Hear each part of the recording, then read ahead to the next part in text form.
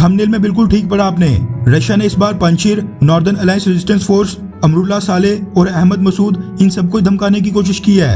Russian president Vladimir Putin ने कुछ ही दिन पहले ऐलान किया था कि रशिया तालिबान और तालिबान के खिलाफ लड़ रही फोर्सेस के बीच नेगोशिएशंस करवाने में नहीं पड़ेगा, जो कि काफी सरप्राइजिंग मूव था क्योंकि रशिया तो शुरू से ही तालिबान को बैक कर रहा था। लेकिन अहम मौके पर आके रशिया ने नेगोशिएशंस करवाने से मना कर दिया था। इसके साथ रशिया ने पहले अपने नागरिकों को अफगानिस्तान से इवैक्यूएट नहीं किया था, जबकि 2 दिन पहले उसने अपने नागरिकों के साथ CSTO सदस्य देशों के नागरिकों को भी इवैक्यूएट करके अफगानिस्तान से बाहर निकाल दिया, जिसके बाद माना जा रहा था कि रशिया तालिबान को लेकर न्यूट्रल होते जा रहा है। लेकिन ऐसा बिल्कुल नहीं है और ये चीज हमें याद दिलाई है रशिया के अफगानिस्तान में एम्बेसडर दमित्री जिरनोव ने।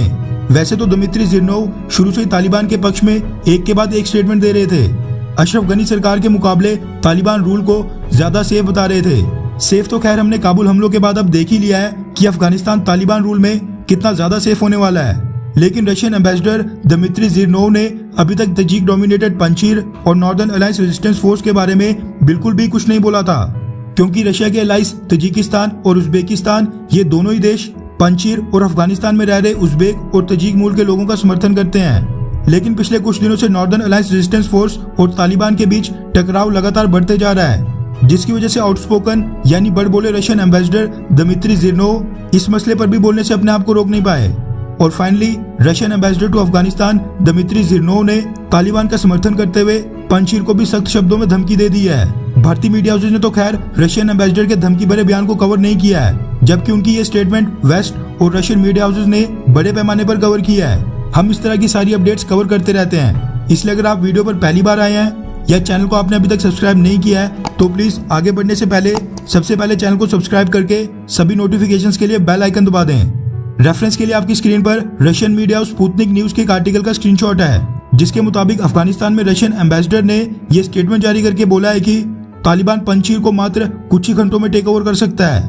दमित्री जिरनोव ने कहा कि मुझे लगता है कि तालिबान पंजशीर के ऊपर एक ही दिन में कब्जा कर सकता है या क्या पता कुछ ही घंटों के अंदर ही कर दे।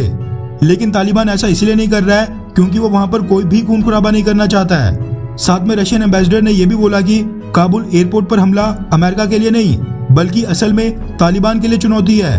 दमित्री जिरनोव के इस बयान के बाद अब इस बात पर चर्चा शुरू हो गई है कि क्या तालिबान वाकई में पंजशीर पर कब्जा कर भी सकता है, क्योंकि हम सबको पता है कि तालिबान के पास अब अफगानिस्तान एयरफोर्स की एयर पावर आ गई है। मी-17 और ब्लैक हॉक जैसे घातक अटैक हेलीकॉप्टर्स आ गए हैं। जमीन पर तो खैर पंजशीर की नॉर्दर्न अलायंस रेजिस्टेंस फोर्स तालिबानियों को कड़ी टक्कर दे रही है, लेकिन सबको पता है कि उनके पास एयर पावर बिल्कुल भी नहीं है, जो कि तालिबान के सामने उनका सबसे बड़ा नेगेटिव पॉइंट होगा।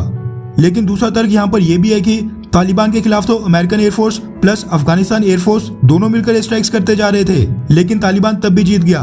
तो फिर क्या पंजशीर और नॉर्दर्न अलायंस ठीक उसी तरह नहीं लड़ पाएंगे? रेफरेंस के लिए आपकी स्क्रीन पर पिछले कल देर शाम का जी न्यूज का एक आर्टिकल का स्क्रीनशॉट है, जिसके मुताबिक तालिबान पंजशीर, नॉर्दर्न अलायंस और वाइस प्रेसिडेंट अमरुल्लाह सालेह से इतना घबरा गया है कि उसने पंजशीर वैली के इंटरनेट कनेक्शन के साथ साथ वहाँ की कॉल और मैसेजेस सर्विसेज भी कटवा दी हैं, ताकि ये सब बाकी दुनिया से डिस्कनेक्ट हो जाएं और वहाँ पर क्या चल रहा है किसी को भी न पता चले। वैसे आपको क्या लगता है कि क्या पंजशीर बिना हेलीकॉप्टर या एयर पावर के तालिबान के आगे टिक पाएगा, या आपको भी यही लगता है कि तालिबान एयरफोर्स का इस्तेमाल करके पंजशीर और नॉर्दर्न अलायंस को बड़ी आसानी से हरा सकता है? नीचे कमेंट करके अपनी राय जरूर बताएं।